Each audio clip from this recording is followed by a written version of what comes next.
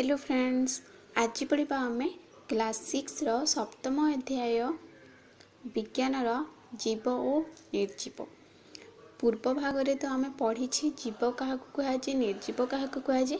एठारे देखा जीवर रेचन प्रक्रिया किपरि होइथे, जीव मान किपरि प्रतिक्रिया करिथांती और सेमानंकर वृद्धि किपरि होइथे, वंश वृद्धि। प्रथमे देख जीवर रेचन। रेचन कहले कौन? खाद्य जो आम खाई ताहा शरीर में लागिबा परे ताहार सारांश शरीर में ग्रहण करिबा परे बाकी सेथिरु केतेक वर्ज्य वस्तु सृष्टि होइथे। सेही सृष्टि होइथिबा वर्ज्य वस्तु को शरीर बाहर कर दिए, त्याग करिथे। केउं हिसाब रे त्याग करे? देख, मल मूत्र झाल यही द्वारा शरीर से वर्ज्य वस्तु त्याग करिथान। तो यह होची रेचन कहाजे। प्रत्येक जीव खाद्य खाई सेही खाद्यर सारांश शरीर ग्रहण करिबा परे सेथिरु केतेक वर्ज्य वस्तु सृष्टि होइथे। जेउ प्रक्रिया रे शरीर एही वर्ज्य वस्तु शरीर रु त्याग करे ताहाकु कहाजे रेचन प्रक्रिया। प्राणी माने किपरि रेचन करिथांती? से माने मल मूत्र झाल द्वारा शरीर रे थिबा वर्ज्य वस्तु शरीर त्याग करथंती। किंतु उद्भिद माने किपरि करथंती? देखिथिबो सजना गछरे जो अठा बाहरी थे सेही हिसाब रे ताहा होछि उद्भिद मानकर वर्ज्य वस्तु। से माने सही परि भाबरे निष्कासन करिथांती शरीर रु। तापरि पढ़िबा जीव मानकर प्रतिक्रिया। देखिबो आमको गोटे मशा कामुड़िला तो आमे कौन कौन सांगे सांगे जानी मशा कामुड़िले कहीकि कौन गोटे कामुड़िले कहीकि हाथ सांगे सांगे सही जगह को जाइथे। तो सेटा होची प्रतिक्रिया। मशा कामुड़िला बोली आमे जो जानू ओ ताहाकु हाथ जाइकि सही जगह रे बाड़े हुए ताहा होची प्रतिक्रिया हला, सृष्टि हला। सेही परि देख प्राणी मानक ठरे प्राणी मानक क्षेत्र में प्रतिक्रिया किपरि होइथे देखिबा। खाली पादरे गला बेले जदि कंटा उपरे आम पाद पड़ी जाए तेबे देखिबो आमे सांगे सांगे जानी पारू आमर मस्तिष्क प्रतिक्रिया सृष्टि होई थे।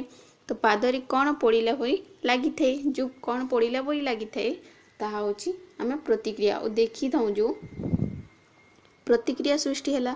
सेही परि देखिबो स्वादिया खाद्य विषय भाबिबा बेले को जीभरु लाल बाहरुथिबो, अनुभव करू। एहा होची जीव मानकर तापरे देखिबा आमे प्राणी मानक ठारे किपरि प्रतिक्रिया सृष्टि होइथे ताहा तो जानिले। एबे देखिबा उद्भिद मानक ठारे किपरि प्रतिक्रिया होइथे। सेहिति पय गोटिए परीक्षा करिबा।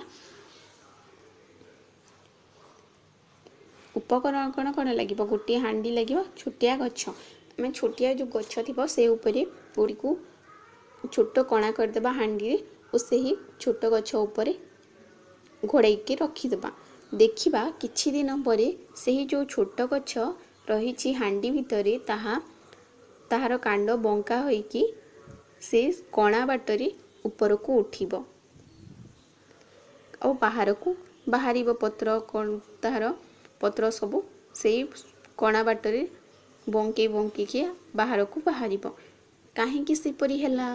काहेकि ना उद्भिद रे प्रतिक्रिया सृष्टि हैला। माटी हांडी रे कणा गछर सूर्य आलोक पाइबा पई कणा थिला, तो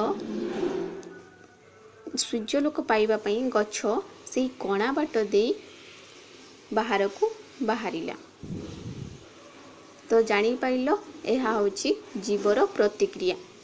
तापरि देख जीव मानकर वंश वृद्धि किपरि करिथांती। से माने वंश वृद्धि जीव निजर वंश विस्तार विभिन्न उपाय रे करिथे।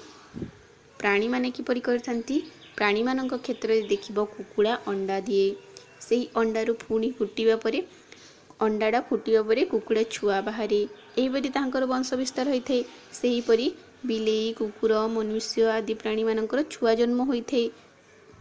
केतेक ताहेले आमे जानिले जीव मानक ठारे केतेकरे अंडा द्वारा अंडा बाहरी थे, अंडारू पुणी ताहा फुटिकी छुआ बाहरी थे और केतेक क्षेत्र रे छुआ डायरेक्ट छुआ जन्म ही होइथे। एहीपरि भाବରେ वंश वृद्धि घटी थाए। कि अंडा दिए तो कि छुआ दे थे, एहीपरि भिन्न भिन्न प्रकारर वंश वृद्धि देखा मिली थे जीव मानक ठारे।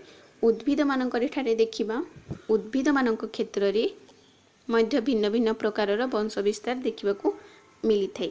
जेपरि देख मंजी किंबा गछर अन्य अंशरू निजर वंश विस्तार करिथांती। केतेक गछ को आमे मंजी जोगेले सेठिरु गछ सृष्टि होइथे। केतेक उद्भिद को आमे गछ लगेले चारा लगेले सेठिरु ताहार वंश वृद्धि होइथे। देख जेपरि एग्जांपल नेबा गोलाप किंबा मंदार, ताहाकु डाल को लगेले डाल को काटिके आनिबा आ गोटे सानरे लगेबा, ताहारु सेही डालरू ताहा पुणी गछ सृष्टि हेबो। एहीपरि ताहार वंश विस्तार होइथे। जीवर श्वसन प्रक्रिया निश्वास और प्रश्वास करने प्रक्रिया को कहा जाए श्वसन श्वासक्रिया। प्राणी और उद्भिद दुई जनक मध्य श्वासक्रिया प्रक्रिया होता है। प्राणी मानक ठारे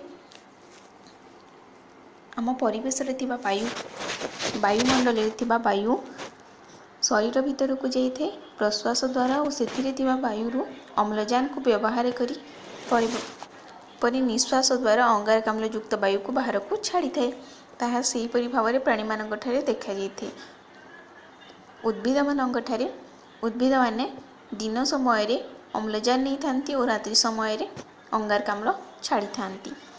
गोटे परीक्षा करिबा, गोटे बोतल रे किछि स्वच्छ चून पानी नेबा। देख यह गोटे बोतल, एथिरे किछि स्वच्छ चून पानी रखाई, से किछि भिजा मुग गजा मुग किछि गजा मुग को गोटे कनारे बांधी झुलेई देबा। देख यही चित्र रे देखिले जानि परिबो।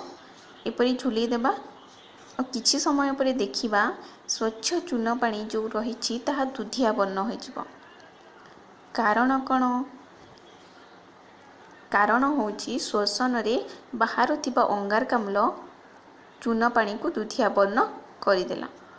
जो गजा मुग नहीं से ही गजा मुगरू बाहर थिबा अंगारकाम्ल चून पानी को धला स्वच्छ चूना पानी को दुधिया वर्ण कर देइछि। एथिरु आमे जानिले उद्भिद मध्य श्वसन क्रिया करि थाए। तो जानि परिलो। तापरे देख जीव और निर्जीव मानकरे देखा जाउथिबा प्रक्रिया। नाम ताहांकर बिलेई चलन करि पारे, से जीव तेणु से चलन करि पारे, ताहार वृद्धि होइथे, खाद्य ग्रहण करि थाए, श्वासक्रिया नहीं थाए, रेचन करि थाए, वंश विस्तार करि थाए, प्रतिक्रिया मध्य करि थाए। किंतु काठ बाक्स ए गोटे निर्जीव अटे, निर्जीव पदार्थ अटे। तेणु ताहार चलन होई पारि नाही। जदि मनुष्य किंवा प्राणी ताहा